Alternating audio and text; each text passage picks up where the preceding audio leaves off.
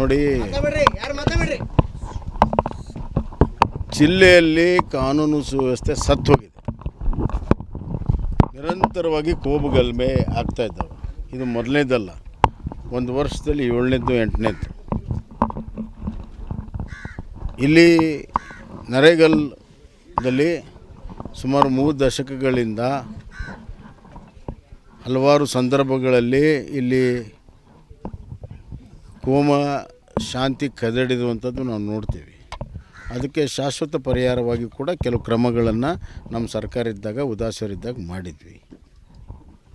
ಮಸೂತಿಗೆ ಹೆಚ್ಚಿನ ಜಾಗವನ್ನು ಕೊಟ್ಟು ಅವ್ರಿಗೆ ಬೇರೆ ಹೋಗಿ ಬರೋದಕ್ಕೆ ಬೇರೆ ಬಾಗಿಲನ್ನು ಮಾಡಿ ವ್ಯವಸ್ಥೆ ಮಾಡಿ, ಅವತ್ತಿನ DC ಅವ್ರು ಪ್ರೊಸೀಡಿಂಗ್ ಮಾಡಿ, ಇದು ಮೇನ್ ರೋಡು ಎಲ್ಲರೂ ಎಲ್ಲ ಕಮ್ಯುನಿಟಿ ಯೂಸ್ ಮಾಡಬೇಕು ಅನ್ನುವಂಥ ತೀರ್ಮಾನ ಆಗಿರುವಂಥ ಇದನ್ನು ಇವತ್ತು ಯಾವ ಪೊಲೀಸರು ಪಾಲಿಸ್ತಾ ಇಲ್ಲ, ಅದು ನೋಡೋಕ್ಕೂ ತಯಾರಿಲ್ಲ.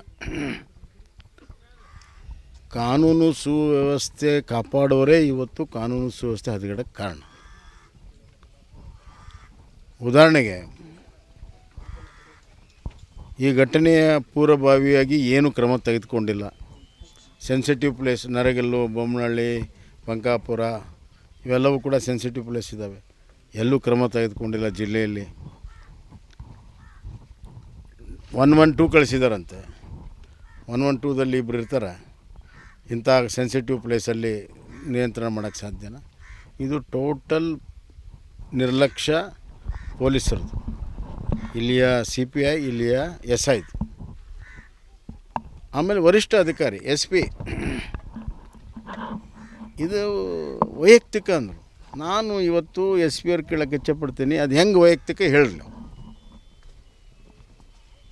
ಹೆಂಗೆ ವೈಯಕ್ತಿಕ? ಯಾವುದಾದ್ರೂ ಅವ್ರ ನಡುವೆ ವ್ಯಾಜ್ಯ ಇದೆಯಾ? ಯಾವುದಾದ್ರೂ ಹೊಲದ ವ್ಯಾಜ್ಯ ಇದೆ, ಇನ್ನೊಂದು ವ್ಯಾಜ್ಯ ಇದೆಯಾ? ಹೆಂಗೆ ನೀವು ವೈಯಕ್ತಿಕ ಅಂದ್ರಿ? ಅಂದರೆ ಇದನ್ನು ಭಾಳ ಹಗುರವಾಗಿ ತೊಗೊಂಡ್ರಿ. 1ನೇದ್ದು 2ನೇದು ದಾರಿ ತಪ್ಪಿಸೋ ಪ್ರಯತ್ನ ಮಾಡ್ತೀರಿ, 3ನೇದು ಮುಚ್ಚಿ ಹಾಕೋ ಪ್ರಯತ್ನ ಮಾಡ್ತಾಯಿದ್ದೀರಿ. ಅದಕ್ಕೆ I demand the action on SP number 1, and I demand suspension of CPI and SI of Hangal. ಅವರಿಬ್ಬರದು ಸಸ್ಪೆನ್ಷನ್ ಆಗಬೇಕು. ಮತ್ತು ಒಂದು SIT ಮಾಡಿ ಇದ್ರ ಇಂಕ್ವೈರಿ ಆಗಬೇಕು. ಜಿಲ್ಲಾ ಪೊಲೀಸರಿಂದ ನ್ಯಾಯ ಸಿಗೋದಿಲ್ಲ. ಇವ್ರು ಏನು ಮಾಡ್ತಾರೆ, ಏನಾರು ಗಲಾಟೆ ಆದರೆ ಆ ಕಡೆ ಒಂದು 20 ಜನ, ಈ ಕಡೆ ಒಂದು 20 ಜನ ಕೇಸ್ ಹಾಕಿ ಮುಗಿಸ್ಬಿಡ್ತಾರೆ. ಇದೇ ಹಾನಗಲಲ್ಲಿ ಈ ಟೆರರಿಸ್ಟ್ ಜೊತೆಗೆ ಸೇರಿರುವಂಥವ್ರನ್ನೆಲ್ಲ ಕೇಸ್ ಬುಕ್ ಮಾಡಿ ಅವ್ರನ್ನ ಬೇಲ್ ಮೇಲೆ ರಿಲೀಸ್ ಆದಾಗ ಓಪನ್ನಾಗಿ ಮೆರವಣಿಗೆ ಮಾಡಿದ್ರಿ ಅವರು. ಗ್ಯಾಂಗ್ ರೇಪ್ ಪ್ರಕರಣದಲ್ಲಿ, ಗ್ಯಾಂಗ್ ರೇಪ್ದಲ್ಲಿ ಓಪನ್ನಾಗಿ ಮೆರವಣಿಗೆ ಮಾಡಿದರು ಹಾನಗಲ್ನಲ್ಲಿ. ಏನು ಮಾಡಿದ್ರು ಪೊಲೀಸರು? ಅವ್ರನ್ನ ಏನು ಮಾಡೋಕ್ಕಾಗಿಲ್ಲ. ಅಲ್ಲಿ ಎಲ್ಲಿ ಮತ್ತೆ ಬರ್ತಾರಲ್ಲ, ಅಲ್ಲ ಅದನ್ನ ಮಾಡೋಕ್ಕೆ ಹಾಕ್ಬಿಟ್ರು. ಪೊಲೀಸರ ಪ್ರೊಟೆಕ್ಷನ್ನಲ್ಲಿ ಓಪನ್ ಮೆರವಣಿಗೆ ಮಾಡಿದರು. ಏನೋ ಒಂದು ದೊಡ್ಡ ಯುದ್ಧ ಆಗ್ಯದ ಬಂದವ್ರಂಗೆ ಗ್ಯಾಂಗ್ ರೇಪ್ ಮಾಡಿದವರು. ಮತ್ತು ನಿರಂತರವಾಗಿ ಸಣ್ಣ ಪುಟ್ಟ ಕೆಲಸ ಆಗ್ತವೆ. ಇದಕ್ಕೆ ಕುಮ್ಮಕ್ಕಿದೆ. ಮತ್ತು ರಾಜಕೀಯವಾಗಿ ತುಷ್ಟೀಕರಣದ ರಾಜಕಾರಣದ ಪ್ರತಿಫಲವಾಗಿ ಯಾರು ಈ ಥರ ಹಿಂಸೆಯಲ್ಲಿ ತೊಡಗ್ತಾರೆ ಅವ್ರಿಗೆ ರಕ್ಷಣೆ ಇದೆ. ಯಾರು ಹಿಂಸೆಯ ಬಲಿ ಆಗ್ತಾರೆ ಅವ್ರ ಮೇಲೆ ಕೇಸ್ ಇದೆ. ಆದ್ದರಿಂದ ಇದು ನಡೆಯೋದಿಲ್ಲ. ಇನ್ನು ಮುಂದೆ ಜನ ತಾಳ್ಮೆ ಪರೀಕ್ಷೆ ಮಾಡಬಾರ್ದು. ಯಾವ ಅಧಿಕಾರ, ಯಾವ ಸರ್ಕಾರ ಕೂಡ ಶಾಶ್ವತ ಅಲ್ಲ. ಜನರ ಆಶೀರ್ವಾದ ಭಾಳ ಮುಖ್ಯ. ಯಾವ ಜನ ಆಶೀರ್ವಾದ ಮಾಡ್ಯಾರ ಅವ್ರಿಗೆ ನೀವು ರಕ್ಷಣೆ ಕೊಡೋದಿಲ್ಲ ಅಂತಂದರೆ ಒಂದು ಸರ್ಕಾರವಾಗಿ ಸರ್ಕಾರದ ಮೊದಲನೇ ಕರ್ತವ್ಯ ಏನು? ಕಾನೂನು ಸುವ್ಯವಸ್ಥೆ. This is the first duty of the government. ಅದರಲ್ಲಿ ವಿಫಲವಾಗಿದ್ದಾರೆ ಅವರು. ಅದಕ್ಕೆ ಈ ಬಗ್ಗೆ ನಾನು ಮುಖ್ಯಮಂತ್ರಿ ಗಮನಕ್ಕೂ ತರ್ತೀನಿ, ಮತ್ತು ಗೃಹ ಸಚಿವರ ಗಮನಕ್ಕೂ ತರ್ತೀನಿ, ಮತ್ತು DG ಅವ್ರಿಗೂ ಕೂಡ ತರ್ತೀನಿ. ಈಗಾಗಲೇ SP ಅವ್ರಿಗೆ ಮಾತಾಡಿದ್ದೀನಿ. ಮೇಲಧಿಕಾರಿಗಳಿಗೆ ಮಾತಾಡಿ ಒಂದು SIT ರಚನೆ ಆಗಬೇಕು. ಇಲ್ಲಿ ಸ್ಥಳೀಯ 2 ಆಫೀಸರ್ ಸಸ್ಪೆಂಡ್ ಆಗಬೇಕು. ಅಂದಾಗ ಮಾತ್ರ ನ್ಯಾಯ ಸಿಗುತ್ತೆ. ಕಾಂಗ್ರೆಸ್ನವರು ಹೇಳೋದು ರಾಜಕೀಯವಾಗಿ ಬಳಸ್ಕೊಳ್ತಾ ಇದ್ದೀರಾ. ಈ ಗ್ರಾಮದಲ್ಲಿ 2 ಕೋಮಿನವರು ಯಾವುದೇ ರೀತಿಯಾದಂಥ ಸಮಸ್ಯೆ ಇಲ್ಲ. ಅದಕ್ಕೆ ನಾನು ಮೊದಲೇ ಹೇಳಿದ್ದು ವೈಯಕ್ತಿಕ ಜಗಳ ಅಂತ ಹೆಂಗೆ ಹೇಳಿದರು. ಅವ್ರು ತೋರಿಸ್ಕೊಡ್ಲಲ್ಲ ವೈಯಕ್ತಿಕ ಏನಾದರೂ ಇದ್ದರೆ ಹಿನ್ನೆಲೆ ಇದ್ದರೆ ಅಂತ ಹೇಳಿ ಬರೀ ಹಂಗೆ ಸ್ಟೇಟ್ಮೆಂಟ್ ಕೊಟ್ಬಿಟ್ರೆ ಆಧಾರರಹಿತವಾಗಿ ನೀವು ಸ್ಟೇಟ್ಮೆಂಟ್ ಕೊಟ್ಟರೆ ನಿಮ್ಮ ತಪ್ಪನ್ನು ನಿಮ್ಮ ಲೋಪವನ್ನು ಮುಚ್ಚಾಕೊಳ್ಳೋ ಸಲುವಾಗಿ ನಿಮ್ಮ ರಾಜಕೀಯ ಬೆಳೆಯನ್ನು ಬಯಸ್ಕೊಳ್ಳೋ ಸಲುವಾಗಿ ತುಷ್ಟೀಕರಣದ ರಾಜಕಾರಣವನ್ನು ಸಮರ್ಥಗೊಳ್ಳೋ ಸಲುವಾಗಿ ಈ ಥರ ಮಾತುಗಳು ಬರ್ತವೆ. ಸರ್ ಈ ಪ್ರಕರಣದಲ್ಲಿ ಸರ್ ಈಗ ಆರೋಪಿಗಳನ್ನು ಬಂಧನ ಮಾಡಿದ್ದಾರೆ ಕೆಲವರು, ಈ ಕಡೆ ಹಿಂದೂ ಆರೋಪಿಗಳು ಕೂಡ ಕೆಲವೊಂದಿಷ್ಟು ಗಾಯಾಳುಗಳಿದ್ದಾರೆ.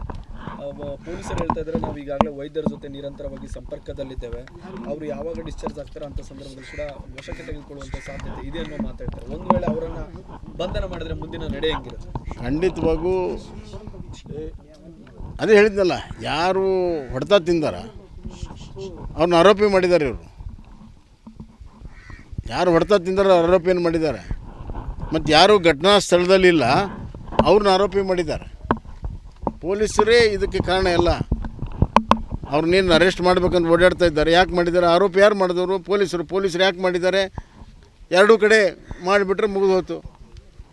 ಸೊ ಈ ನೀತಿ ಸರಿಯಲ್ಲ. ಯಾರು ತಪ್ಪು ಮಾಡಿದ್ರೆ ತಪ್ಪು ಮಾಡಿಲ್ದವ್ರನ್ನ ಹೊಡೆತ ತಿಂದವ್ರನ್ನ ನೀವು ಆರೋಪಿಗಳು ಮಾಡಿದರೆ ಆ ಕಡೆ 26 ಜನ, ಈ ಕಡೆ 26 ಅದು ಯಾವಾಗಲೂ ಸ್ಟ್ಯಾಂಡರ್ಡ್ ಇದೆ. ಈ ಜಿಲ್ಲಾ ವರಿಷ್ಠ ಅಧಿಕಾರಿಗಳು ಬಂದ ಮೇಲೆ ಸ್ಟ್ಯಾಂಡರ್ಡ್ ಇದೆ. ಆ ಕಡೆ 20, ಈ ಕಡೆ 20, ಆ ಕಡೆ 10, ಈ ಕಡೆ 10 ಸ್ಟ್ಯಾಂಡರ್ಡ್ ಇದೆ. ಈ ಘಟನೆ ಆದ ಬಳಿಕ ನರೇಗಲ್ಲಲ್ಲೂ ಕೂಡ ರಟ್ಟೆಹಳ್ಳಿಯಲ್ಲಿ ಕೂಡ ಒಂದು ಘಟನೆ ಆಗಿದೆ ಸರ್. ರಟ್ಟೆಹಳ್ಳಿಯಲ್ಲೂ ಕೂಡ ಘಟನೆ ಆಗಿದೆ, ಹಿಂದೆ ಕಾಗಿನೆಲೆಯಲ್ಲಿ ಘಟನೆ ಆಗಿದೆ, ಇಡೀ ಜಿಲ್ಲೆಯಲ್ಲಿ ಘಟನೆ ಆಗಿದೆ.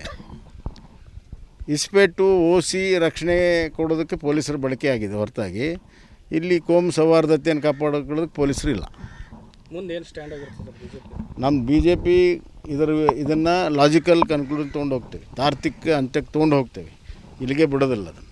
ಮೊದಲನೇದಾಗಿ ಗಾಯಾಳುಗಳಿಗೆ ಅವ್ರಿಗೆಲ್ಲರಿಗೂ ಕೂಡ ಒಳ್ಳೆಯ ಟ್ರೀಟ್ಮೆಂಟ್ ಕೊಟ್ಟು ಅವರಿಗೆ ಎಲ್ಲ ಸಹಕಾರ ಮಾಡಿ ಅವ್ರ ಮನೆ ಬರುವಂಥದ್ದು ಒಂದನೇದ್ದು. ಎರಡನೇದ್ದು, ಎಲ್ಲಿವರೆಗೂ ಈ ಅಧಿಕಾರಿಗಳ ಮೇಲೆ ಕ್ರಮ ಆಗೋದಿಲ್ಲ ಅಲ್ಲಿವರೆಗೂ ನಮ್ಮ ಹೋರಾಟವನ್ನು ನಾವು ಪ್ರಾರಂಭ ಮಾಡ್ತೀವಿ. ಹಾನಗಲಲ್ಲೂ ಮಾಡ್ತೇವೆ, ಹಾವೇರಿಯಲ್ಲಿ ಮಾಡ್ತೇವೆ, ಹಾವೇರಿಯಿಂದ ಹಾನಗಲ್ಗೂ ಮಾಡ್ತೇವೆ. ಮತ್ತು ಎಲ್ಲೆಲ್ಲಾಗುತ್ತೆ ಅಲ್ಲಲ್ಲಿ ಉಗ್ರವಾದಂಥ ಹೋರಾಟವನ್ನು ನಾವು ಖಂಡಿತವಾಗೂ ಮಾಡ್ತೀವಿ. ಅದರ ಜೊತೆಗೆ ಲೀಗಲ್ ಹೋರಾಟವನ್ನು ಕೂಡ ಮಾಡ್ತೀವಿ. ಸಂಪೂರ್ಣ ಲೀಗಲ್ ರಕ್ಷಣೆಯನ್ನು ಈ ಜನರಿಗೆ ನಾನು ಕೊಡ್ತೀನಿ. ಅದಕ್ಕೆ ತಾರ್ಕಿಕ ಹಂತಕ್ಕೆ ತೊಗೊಂಡು ಹೋಗ್ತೀನಿ.